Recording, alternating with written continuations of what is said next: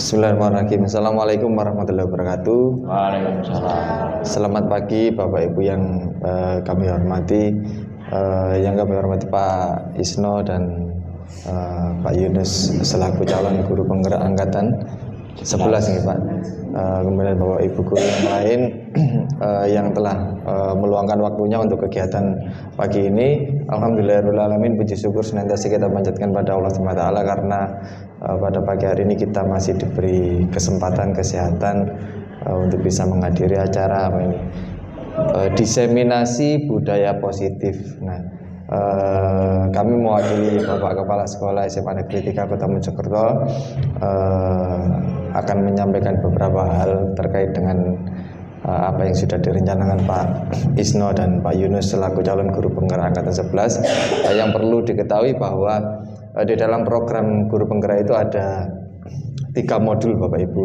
Ada modul 1, modul 2, modul 3. Nah, di setiap akhir modul itu memang diupayakan untuk ada sebuah diseminasi atau pengimbasan kepada Bapak Ibu guru yang lain, sehingga dari calon guru penggerak tersebut bisa menularkan ilmunya ke teman-teman yang lain. Nah, di akhir modul 1 ini ada modul yang disebut budaya positif, yaitu adanya segitiga restitusi, terus kemudian adanya kesepakatan kelas dengan anak-anak. Nah, itu yang perlu ditularkan ke panjenengan semua. Semoga kegiatan hari ini nanti bisa bermanfaat untuk calon guru penggerak, untuk panjenengan, serta tentunya untuk lembaga kita SMA Negeri 3 Kota Mojokerto. Untuk mengawali, mari kita buka dengan bacaan Al-Fatihah. Al-Fatihah.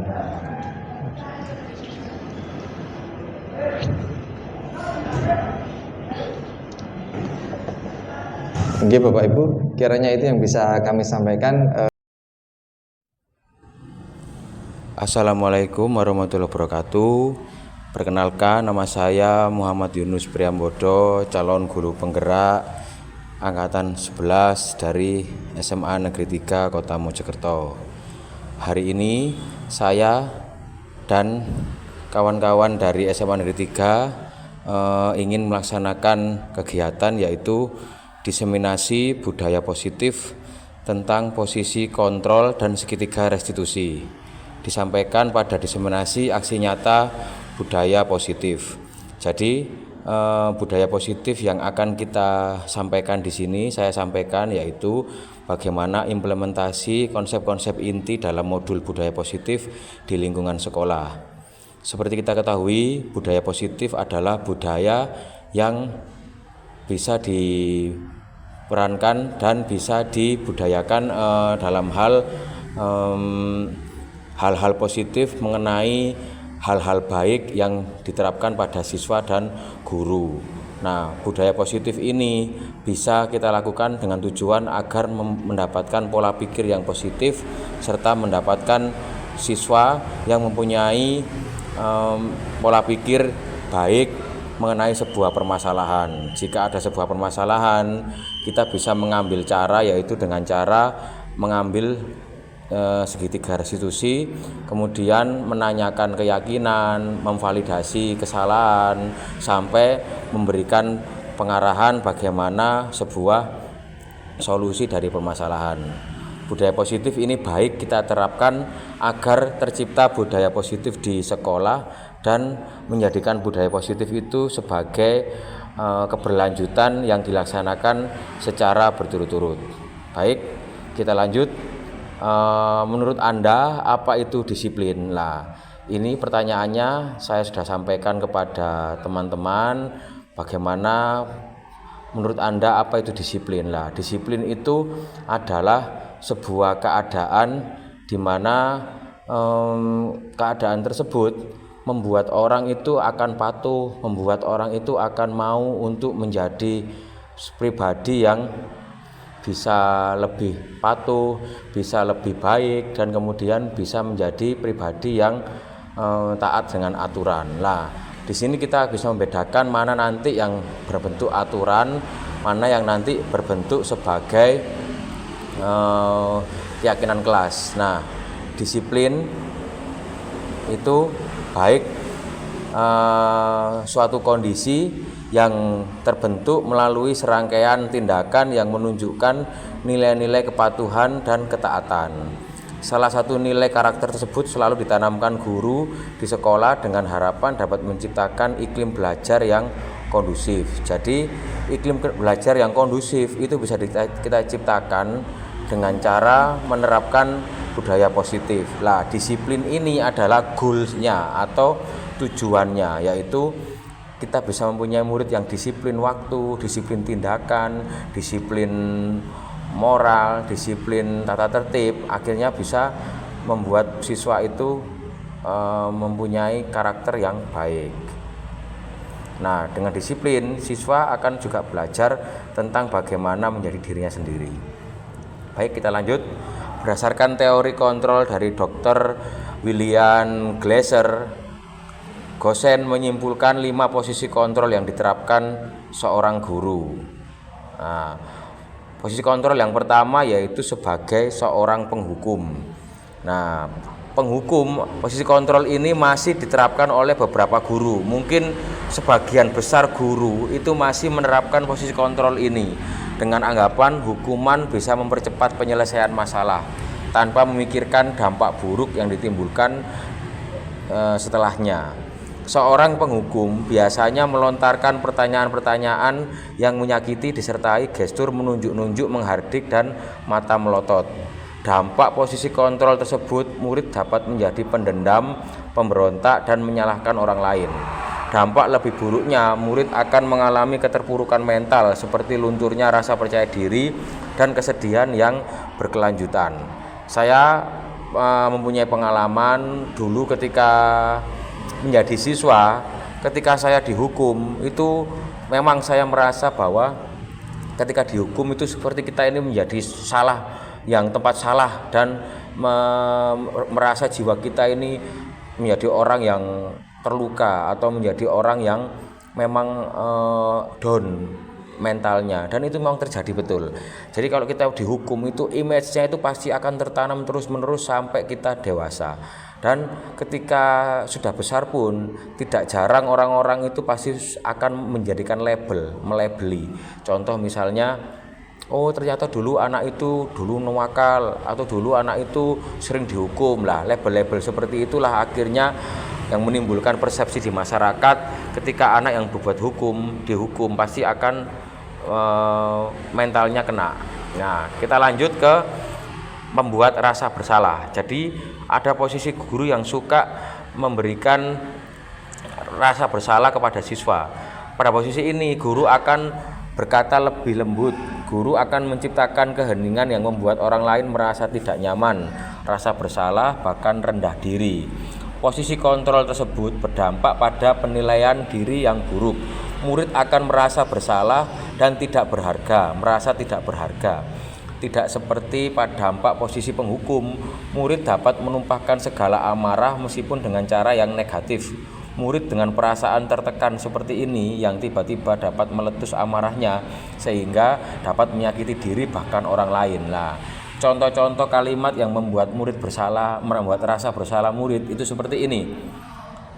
Apakah anak-anak tidak kasihan dengan ibu sudah melakukan seperti ini, atau apa anak-anak tidak kasihan dengan bapak sudah berupaya dengan kalian tapi kok kalian masih seperti inilah. Jadi akhirnya murid dengan adanya kalimat-kalimat seperti itu membuat murid itu semakin down dan merasa dirinya ini salah, dan rasa bersalahnya itu akan menghantui kehidupan mereka sampai ke depannya. Jadi rasa bersalah mereka itu akan terus menghinggap pada mereka, dan guru yang bersangkutan sudah selesai, tapi murid itu akan terus-terusan merasa salah dan dihinggapi rasa bersalah terus-terusan karena merasa tidak berguna, merasa dirinya ada itu selalu bikin salah, membuat kecewa orang, membuat kecewa orang tua, membuat kecewa guru. Akhirnya rasa bersalah itu terus tumbuh dan membuat anak itu tidak bisa untuk berkembang dengan baik karena dihantui rasa bersalah. Baik, kita lanjut ke posisi kontrol yang ketiga, yaitu guru sebagai teman. Pada posisi guru ini, guru tidak akan menyakiti murid, namun akan tetap berupaya mengontrol melalui persuasi. Guru akan bersikap akrab, berkata ramah dengan gestur merapat pada murid dan tersenyum jenaka. Dampak posisi kontrol ini dapat positif dan negatif. Dampak positifnya yaitu dapat menjalin hubungan baik antara guru dan murid. Sedangkan negatifnya akan muncul rasa ketergantungan murid terhadap guru. Di samping itu, murid akan merasa dikecewakan apabila suatu saat guru tidak dapat membantunya. Hal lain yang dapat timbul yakni murid akan berlaku baik hanya kepada guru tertentu dan akan berlaku semaunya jika bersama guru lain. Nah, ini juga sering terjadi, terutama pada guru-guru di tingkat saya, yaitu di SMA. Karena menganggap mungkin murid-muridnya seperti temannya, ya akhirnya kadang murid menganggap kita seperti temannya dia. Saya punya pengalaman ketika berposisi sebagai posisi kontrol sebagai teman. Dia itu ada murid saya yang baik ketika pelajaran. Nah, suatu ketika murid saya itu dapat masalah. Nah, dan di situ ada saya. Nah, mungkin dia mengiranya dia itu saya akan membelanya, padahal tidak, saya tidak membelanya. Akhirnya dia sampai bilang, "Oh, ternyata Pak Yunus ini fake friend." Nah, maksudnya teman yang palsu, nah, gitu. Jadi mereka menganggap kita itu sebagai seorang teman, padahal pertemanan itu harusnya ya antara teman dan temannya saja. Kalau dengan guru itu harus berbeda, dan kita harus bisa menjaga marwah atau bisa menjaga kewibawaan kita sebagai guru di depannya murid agar tidak dianggap seperti temannya. Nah, itu adalah dampak negatifnya. Kalau guru sudah dianggap sebagai temannya, maka dia akan diposisikan sebagai temannya. Lanjut, posisi yang ketiga posisi yang keempat yaitu sebagai pemantau atau posisi mengawasi. Ketika mengawasi, guru bertanggung jawab atas perilaku murid-murid yang diawasi. Posisi pemantau berdasarkan peraturan dan konsekuensi. Dengan menggunakan sanksi dan konsekuensi, guru dapat memisahkan hubungan pribadi dengan murid. Posisi tersebut berawal dari teori stimulus respon yang menunjukkan tanggung jawab guru dalam mengontrol murid. Seorang pemantau sangat mengandalkan penghitungan, catatan, dan data yang dapat digunakan sebagai bukti atas perilaku seseorang. Akibat dari posisi kontrol ini, murid memahami sanksi yang harus dijalankan karena telah melanggar salah dan melanggar salah satu tata tertib peraturan sekolah. Jadi begini, untuk peraturan posisi sebagai pemantau ini biasanya terjadi di sekolah-sekolah yang menerapkan sistem poin, ya. Jadi sistem poin itu membuat mereka itu punya data, guru-guru itu punya data, siapa yang poinnya tinggi, siapa yang poinnya rendah, siapa yang perlu dihadirkan dalam rapat ketika poin tinggi, itu ada datanya. Nah, ini sudah sampai pada posisi kontrol yang sudah lebih tinggi, tetapi ada celahnya, yaitu murid akhirnya dihukumnya itu berdasarkan dari guru. Kamu konsekuensi dari poinmu misalnya sampai 100 atau poin sampai 50, kamu harus menyelesaikan ini lah, seperti itu. Jadi akhirnya murid itu merasa terbebani dan tidak sesuai dengan cara penyelesaiannya, yaitu mereka akhirnya menjalani dengan terpaksa. Nah, itu adalah posisi sebagai pemantau. Lah, posisi terbaik kita yaitu posisi manajer. Posisi di mana guru melakukan sesuatu bersama murid, mempersilahkan murid mempertanggungjawabkan perilakunya, mendukung murid agar dapat menemukan solusi atas permasalahan sendiri. Pada posisi ini, murid diajak untuk menganalisis kebutuhan sendiri maupun kebutuhan orang lain. Di sini penekanan bukan pada kemampuan membuat konsekuensi, namun bagaimana dapat berkolaborasi dengan murid dalam memperbaiki kesalahan yang telah dilakukan. Dengan memposisikan diri sebagai manajer akan berdampak negatif bagi penguatan watak karakter murid. Nah, jadi manajer ini adalah posisi tertinggi dalam posisi kontrol guru, ya.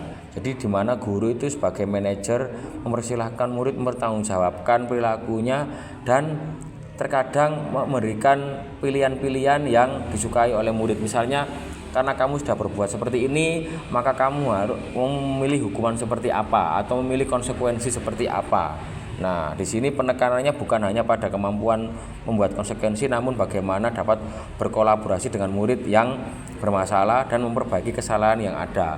Kadang-kadang ada juga tipikal murid yang kalau sudah berbuat salah ya salah saja dan akhirnya diingat-ingat terus sampai lama. Lah, itu pada posisi manajer ini berusaha memperbaiki hubungan itu agar tidak terjadi anak-anak yang suka dendam atau anak-anak yang suka mencari-cari kesalahan orang lain di masa lalu dan membandingkannya. Lah, posisi manajer ini tujuannya agar anak-anak tidak sering merasa dendam atau tidak merasa ada permasalahan yang pernah dilakukan bersama dengan temannya atau dengan gurunya.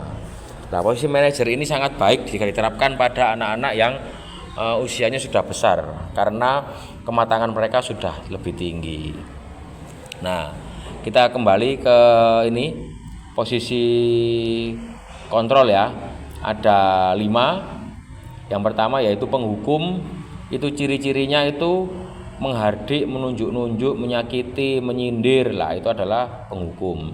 Terus guru sering berkata, kalau kamu tidak melakukannya, awas ya, rasakan. Nah, itu adalah ancaman-ancaman seperti itu dalam guru penghukum. Hasilnya memberontak, menyalahkan orang lain, berbohong. Nah, murid meletakkan guru di luar dunia berkualitas. Nah, murid berkata, biarkan saja, nanti juga marah-marah lagi. Lah, akhirnya dia sampai bisa hafal dengan perilaku gurunya. Dampak pada murid yaitu mengulang kesalahan. Lah, jadi murid akan sering mengulang kesalahan jika guru itu sering marah-marah. Nah, ada lagi tipikal pembuat rasa bersalah, yaitu sering berceramah mengutarakan ibu kecewa, bapak kecewa, kamu kok begini. Lah, itu membuat anak merasa bersalah. Akhirnya anak menyembunyikan, menyangkal dan berbohong. Terus murid meletakkan guru di luar dunia berkualitas. Murid berkata maaf, tetapi murid merasa rendah diri. Lah, posisi kontrol sebagai teman yaitu membuat alasan-alasan untuk muridnya. Ayolah, lakukan demi ibu, masa kamu tidak mau? Lah, itu adalah sebagai temannya. Ketergantungan itu hasilnya. Lalu murid meletakkan guru di orang yang sangat penting di dunia berkualitas. Lalu murid berkata, saya pikir bapak ibu teman saya ternyata begitu. Lah, ternyata bapak ibu itu teman saya, ternyata begitu. Jadi dikira kita ini berkhianat dengan dia, padahal kita ini gurunya. Nah, seperti itu. Dampak pada murid yaitu lemah, tidak mandiri dan tergantung pada gurunya tersebut. Nah, ada kemudian posisi kontrol sebagai manajer dan sebagai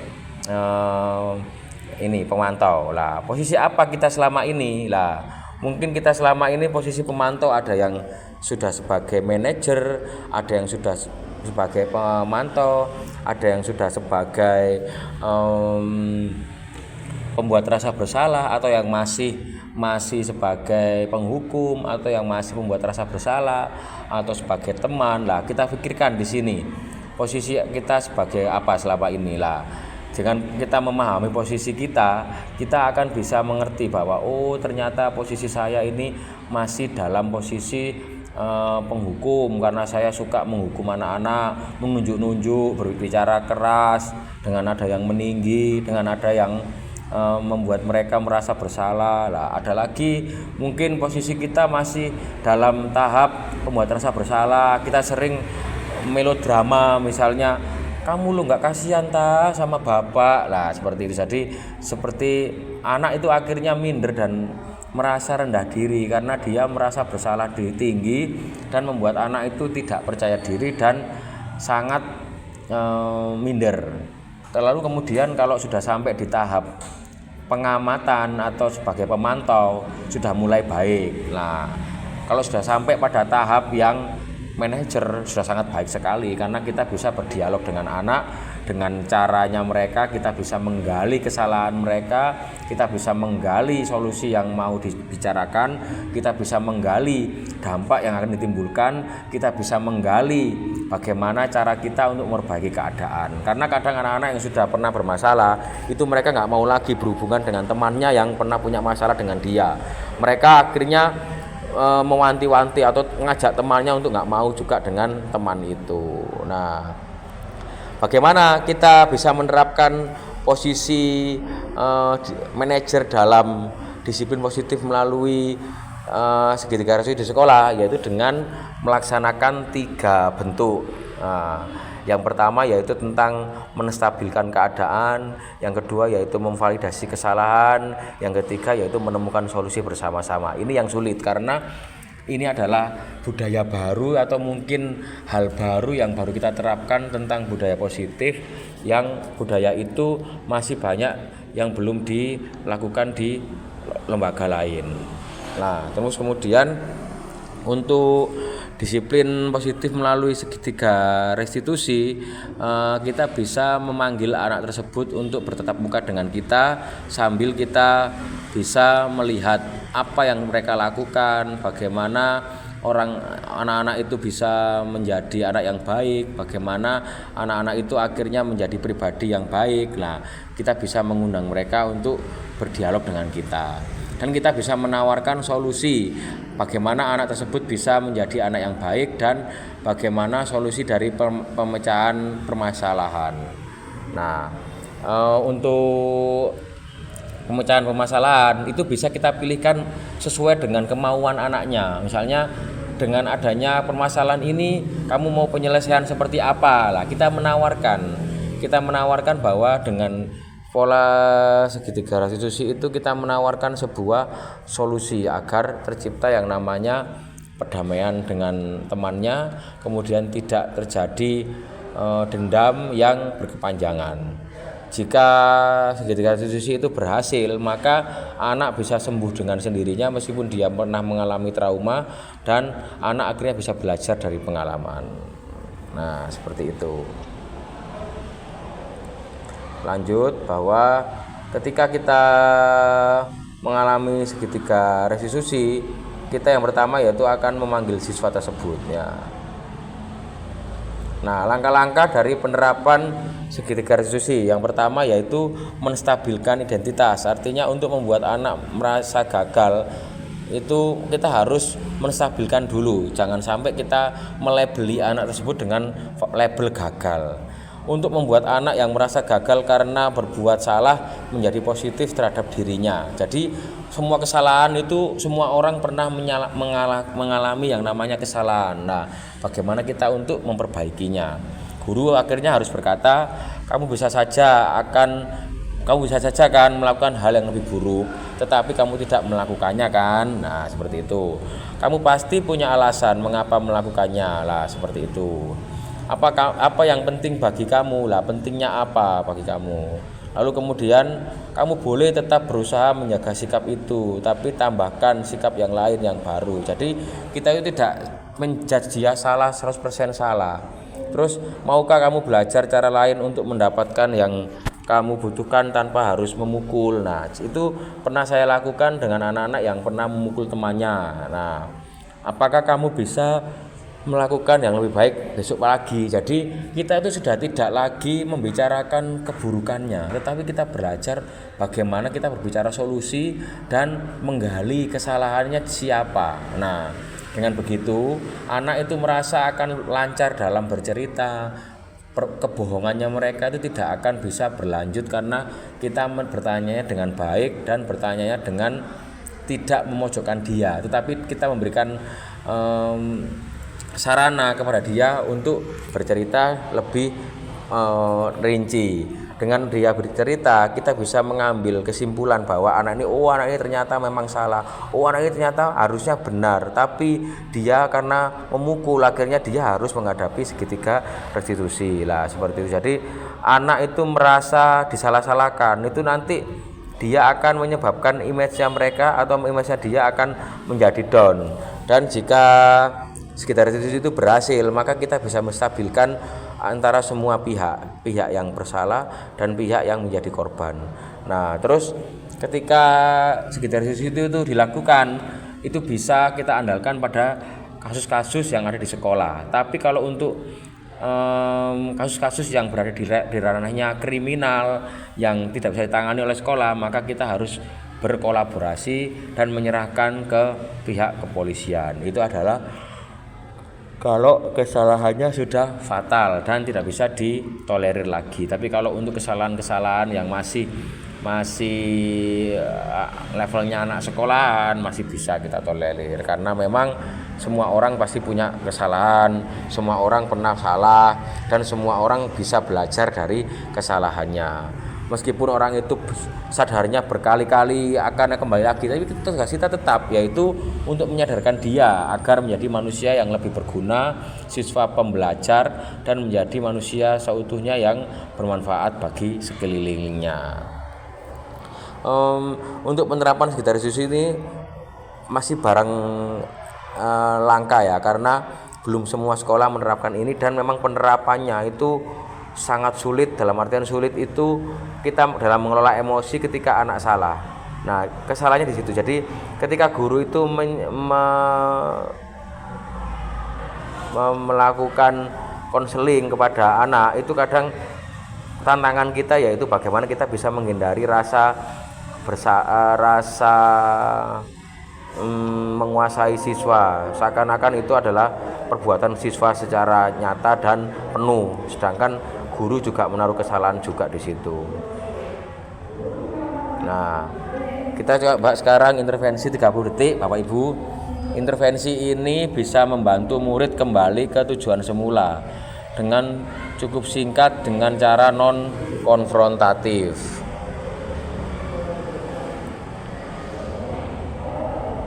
Nah, pertanyaan-pertanyaan yang dipakai yaitu apakah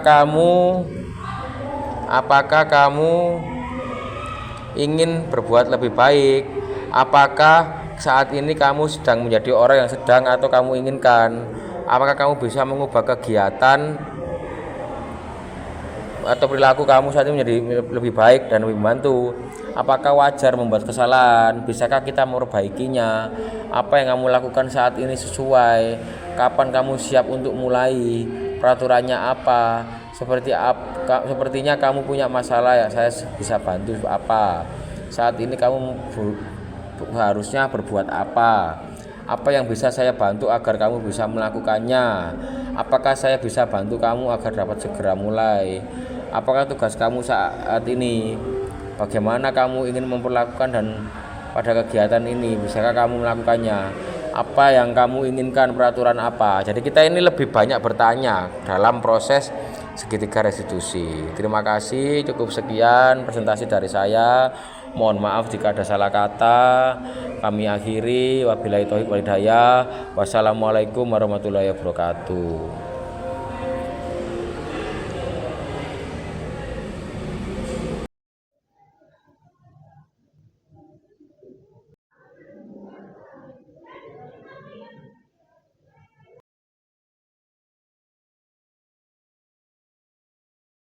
Silakan, Ibu.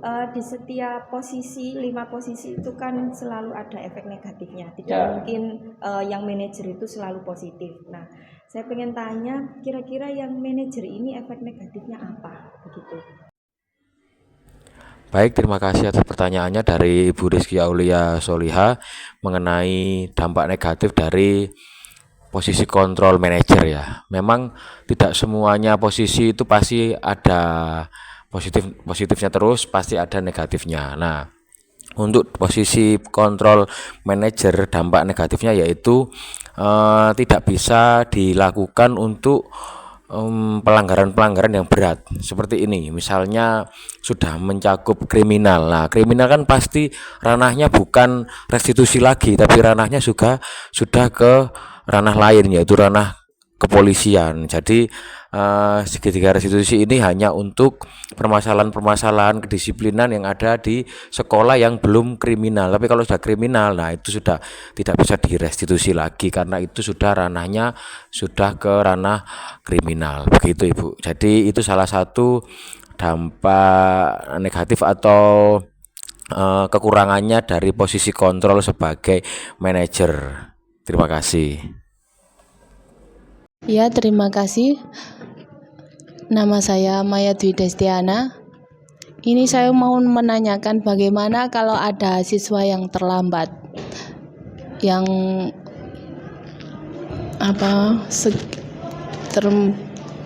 menurut segitiga restitusi. Baik, terima kasih pertanyaannya Ibu Maya Dwi Destiana mengenai gimana penindakan atau penanganan ketika anak terlambat dengan segitiga restitusi. Nah, pertama-tama kita kembali lagi ke segitiga restitusi, ke bagannya ya. Ke bagan segitiga restitusi, di situ terdapat yang namanya kita menstabilkan identitas dulu.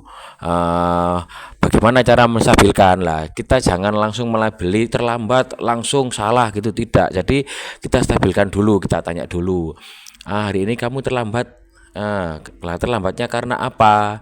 Atau apa yang membuat kamu terlambat lah, seperti itu lah. Kemudian kita tanyakan validasi kebutuhannya. Kamu tentu punya alasan mengapa kok hari ini terlambat. Nah, terus kemudian adakah cara yang lebih efektif agar kamu tidak terlambat lagi lah, kita tanyakan seperti itu. Setelah sudah tanya tentang validasi kebutuhan, baru kita menanyakan keyakinan, nilai-nilai apa yang telah kita sepakati. Kita nggak boleh terlambat kan kalau sekolah lah, berarti kita harus menanyakan nilai-nilai yang sudah disepakati bersama sebelum sekolah lah. Kamu ingin menjadi orang yang seperti apa? Kalau dengan terlambat begini, konsekuensi apa yang akan kamu tanggung lah, seperti itu. Jadi mungkin dia akan bertanya gitu, terus kemudian dia akan bilang bahwa saya ingin menjadi pribadi yang lebih baik lagi, Bu. Nah, dengan saya terlambat ini akan saya jadikan sebuah pelajaran untuk besok tidak terlambat lagi.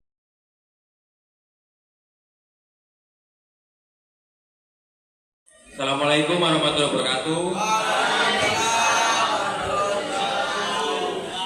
Gimana kabarnya anak-anak hari ini?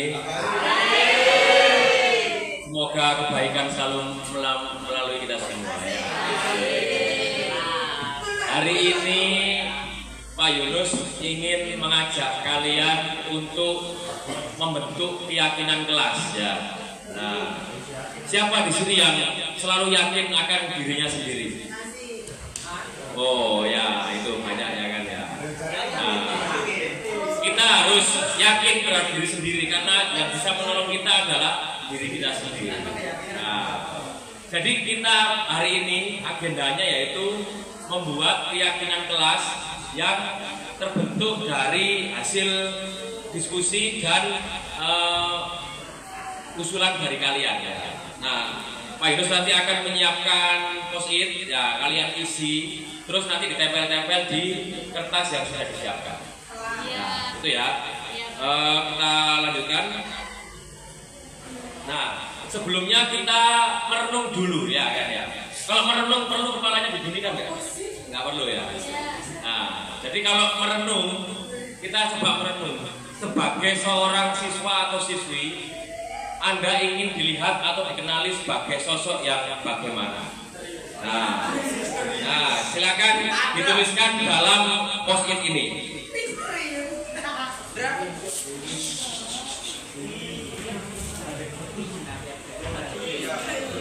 Ada sosok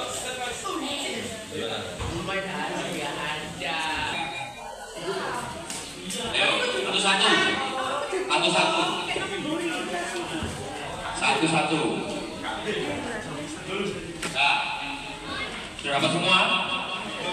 Nah, kalau sudah, silakan ditulis di situ. Saya ingin dikenal sosok yang bagaimana. Nah, itu silakan ditulis.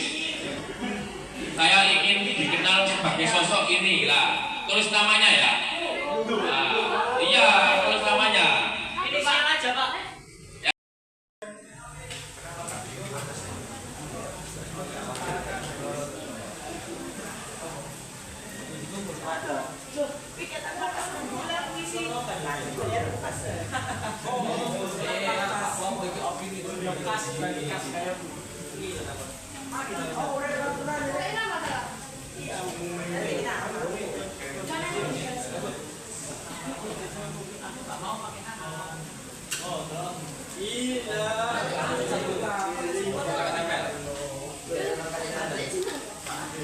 Kasih nama ya.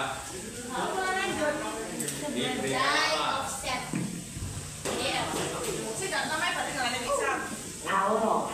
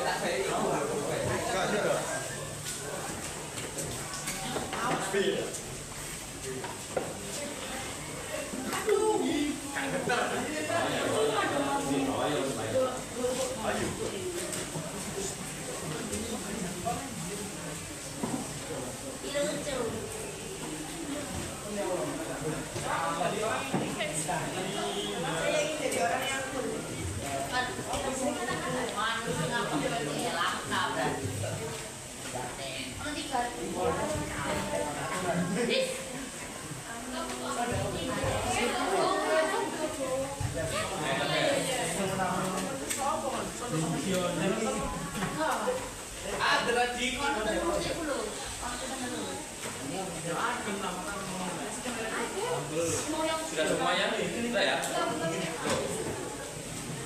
Power on. Bluetooth mode. Sudah berapa ini? Ada yang dua, ada yang satu. Ada yang satu, oke. Silakan sambil menunggu kita baca yang pertama. Nah, sebagai seorang siswa-siswi, saya ingin dikenal sebagai sosok anak yang rajin. Oke, tepuk tangan semuanya. Nah, sosok anak yang rajin. Nah, terus ada lagi, saya ingin dikenal sebagai sosok anak yang baik, tidak sombong, ramah, dan juga ceria. Oke, tepuk tangan. Nah, oke. Lanjut. Oke. Ada lagi yang ingin dikenal sebagai siswa yang pendiam dan banyak prestasi.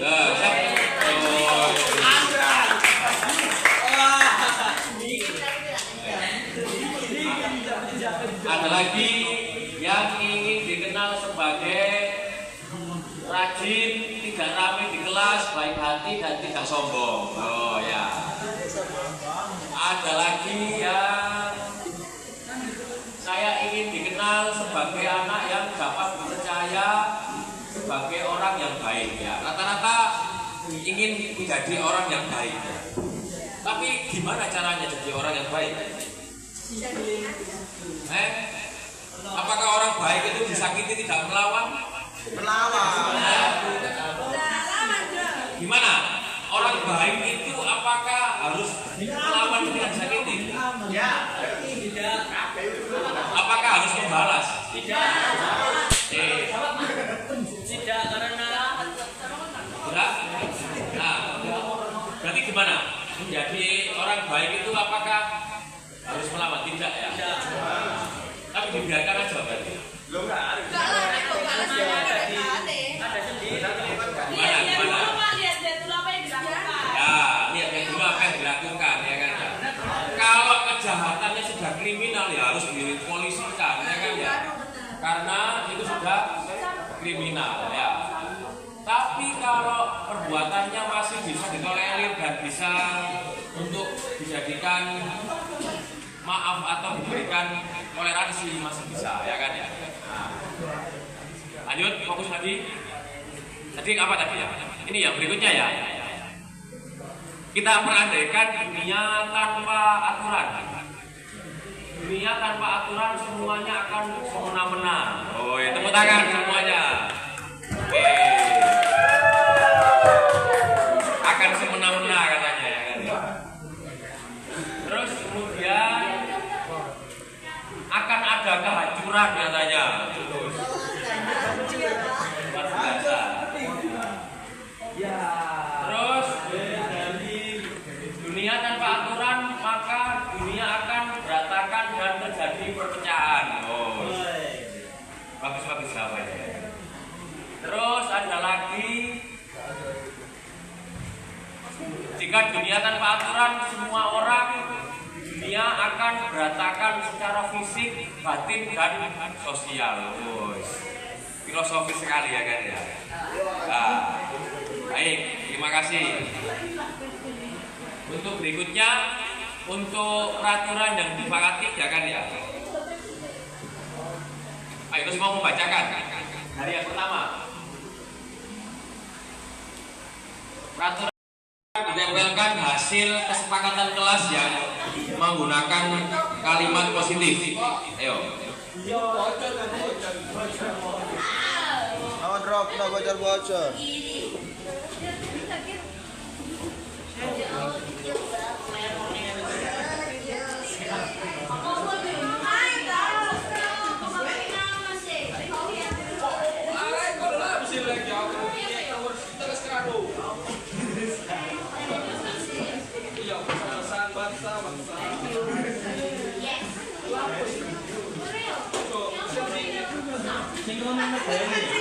Maksudmu apa?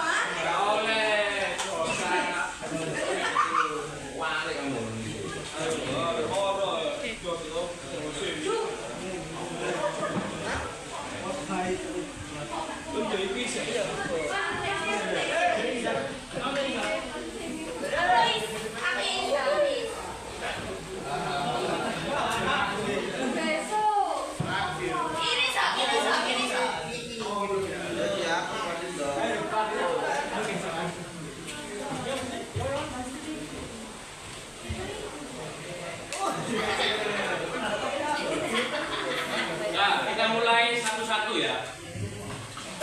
Seharusnya tidak membuang sampah pada kolong meja. Berarti kita sederhanakan kalimatnya. Jadi apa? Membuang sampah pada gitu loh ya. Diuter Ki, diuter dari mana dong?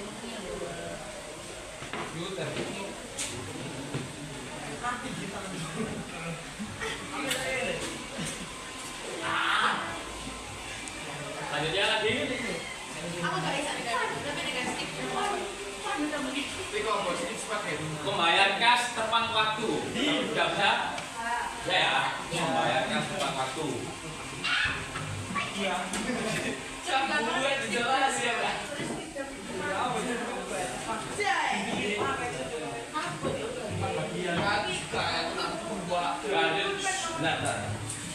Nomor berikutnya yaitu piket sesuai jadwal. Sudah betul? Nah, piket sesuai jadwal.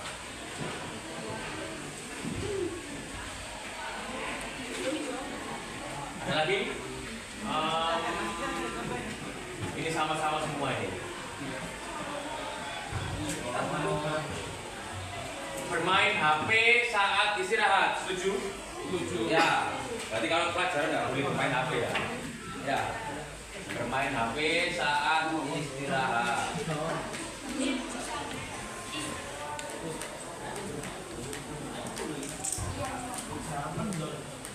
Terus kemudian menghormati guru saat menjelaskan. Setuju ya?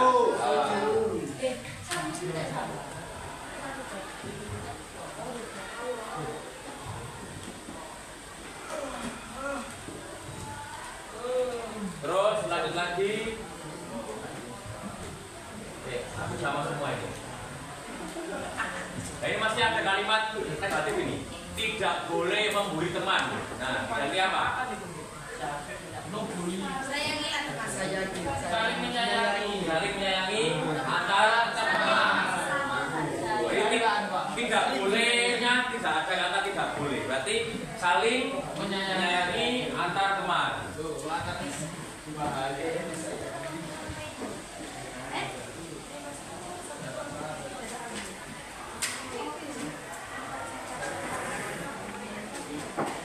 Terus berikutnya lagi, nah ini no bullying, masih ada kata no, tidak. Nah, sama aja tadi ya kan ya. Nah, terus lagi tidak boleh datang terlambat, diganti dengan ini. Sebaiknya berangkat lebih awal atau pagi. Bisa boleh ya. Sebaiknya berangkat lebih awal. Berarti berangkat sekolah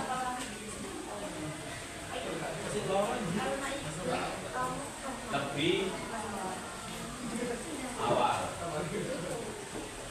Nah, berarti ada hubungannya dengan kalau bangun tidur. Kalian kalau bangun tidur jam berapa? Bangun jam 5, jam 4. Nah, itu bisa. Kalau bisa untuk subuhan ya kan ya. Nah, Siapa di sini yang bablas ya subuhan? Pasti pernah ya kan ya. Kalau pernah ya berusaha tidak diulangi lagi.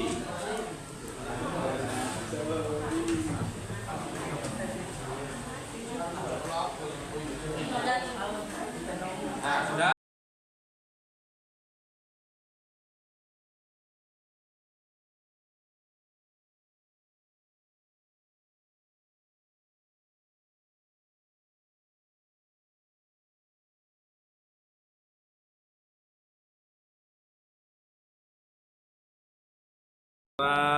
Tiga. Assalamualaikum warahmatullahi wabarakatuh. Ya, Akila tadi Pak Yunus mendapatkan laporan katanya kamu ada masalah dengan teman kamu yang namanya Rubin. Apa yang kamu lakukan? Mengganggu. Mengganggu yang seperti apa? Jahil.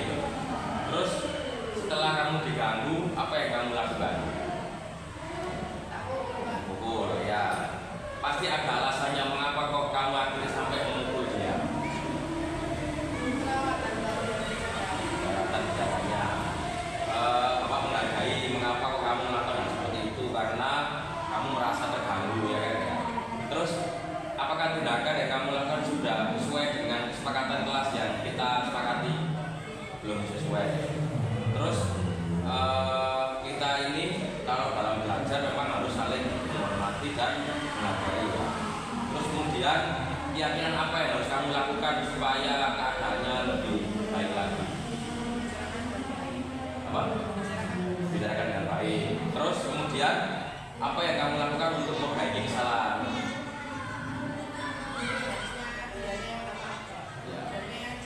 Ya, dia baik. Jadi harusnya supaya untuk memperbaiki kesalahan yaitu dengan cara meminta maaf ya kan. Nanti akan kita lakukan agar dia tidak melakukan kesalahan yang sama. Ya. Baik, terima kasih. Assalamualaikum warahmatullahi wabarakatuh. Assalamualaikum warahmatullahi wabarakatuh. Saya Akila Afra Putri dari kelas 10-6 dan saya dari Sekolah SMA Negeri 3 Kota Mojokerto. Saya sudah berdiskusi dengan Pak Yunus mengenai permasalahan saya dengan temannya mengganggu dengan menggunakan segitiga diskusi. Harus berdiskusi dengan teman sekelas sebelum mengambil tindakan tersebut. Dan penjelasan dia harus meminta maaf atas perilaku yang dia buat. Dan saya juga menyadari bahwa kesalahan saya telah memukul pundaknya. Dengan adanya segitiga diskusi, saya merasa nyaman berdialog mengenai permasalahan yang saya alami. Terima kasih. Wassalamualaikum warahmatullahi wabarakatuh. Assalamualaikum warahmatullahi wabarakatuh. Jovan, tadi Pak Yunus mendengar kabar katanya kamu bertengkar dengan temanmu, apakah betul? Betul, Pak. Nah, kira-kira alasannya kenapa kok sampai kamu bertengkar? Ada teman yang berlomba. Pak Yunus melihat bahwa pertengkaran itu tidak diperbolehkan di dalam sekolah, ya kan ya? Kamu setuju dengan itu? Setuju. Terus Pak Yunus mau tanya, kira-kira apakah tindakan kamu yang lakukan itu sudah betul? Nah, betul. Nah, apa saja sudah kamu langgar? Tengkar. Ya, bertengkar. Ya, bertengkar. Tengkar sama enggak etik. Ya. Terus kalau misalnya bertengkar tadi itu, bagaimana cara kamu supaya untuk mengembalikan situasi yang ada? Dengan cara bicarakan dengan baik-baik. Karena apa? Saling menghormati dan menghargai itu penting, ya kan ya.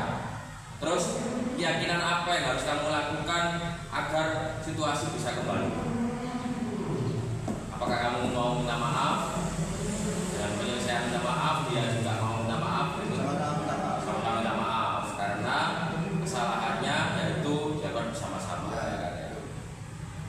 Jika hal tersebut terjadi, kamu apakah masih mau berteman dengan anak itu?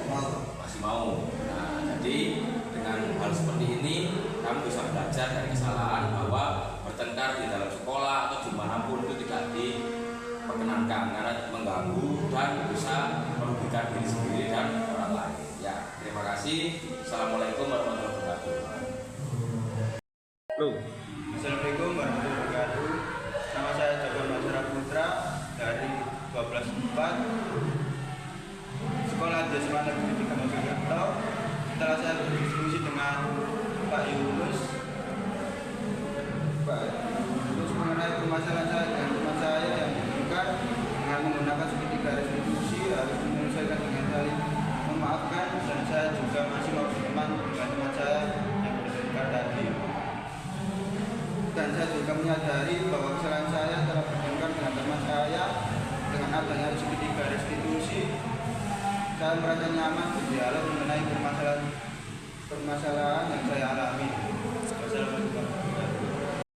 Assalamualaikum warahmatullahi wabarakatuh. Ya, Amar tadi Pak Yunus mendapat laporan katanya kamu mencontek pekerjaan dari teman Bapak betul. Ya, nah, kira-kira kamu pasti punya alasan mengapa kau melakukan hal tersebut. Alasan saya mencontek itu karena saya tidak mengerti PR-nya. Oh, jadi lebih bertanya PR-nya ya, bukan bertanya salahnya. Oh ya, Bapak menghargai alasan mengapa yang kamu lakukan. Nah, terus tindakan kamu apakah sesuai dengan kesepakatan kelas yang sudah kita susun? Tidak sesuai. Nah, kalau kemudian apa saja yang sudah kamu lakukan?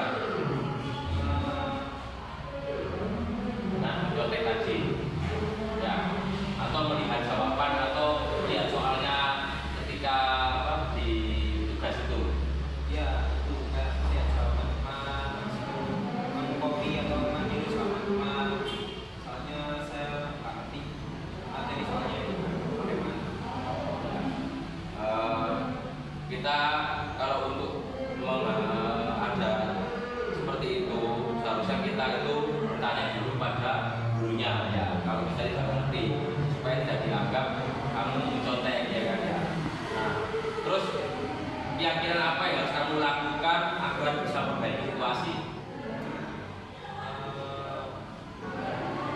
Mungkin ya tadi saya mungkin sebelum saya punya materi, saya ingin bertanya kepada guru bagaimana materi tersebut sehingga saya tidak akan mencontek lagi. Terus apa yang harus kamu lakukan untuk memperbaiki kesalahan? Salah satunya mungkin dengan belajar, tanya kepada teman, tapi bukan tanya jawabannya, tapi tanya bagaimana cara mengerjakannya, caranya. Baik, terima kasih atas penjelasannya. Assalamualaikum warahmatullahi wabarakatuh. Assalamualaikum warahmatullahi wabarakatuh. Saya Ahmad Putra Madani dari kelas 12/4 yang bersekolah di SMA Negeri 3 Kota Mojokerto. Saya sudah berdiskusi dengan Pak Yunus mengenai permasalahan saya mencontek PR teman saya menggunakan segitiga restitusi. Daripada saya harus menyontek teman saya lebih baik bertanya pada guru materi apa yang saya tidak mengerti. Dan saya juga menyadari bahwa kesalahan saya yang mencontek PR teman saya dengan adanya segitiga restitusi, saya merasa nyaman berdialog mengenai permasalahan saya ini. Wassalamualaikum warahmatullahi wabarakatuh.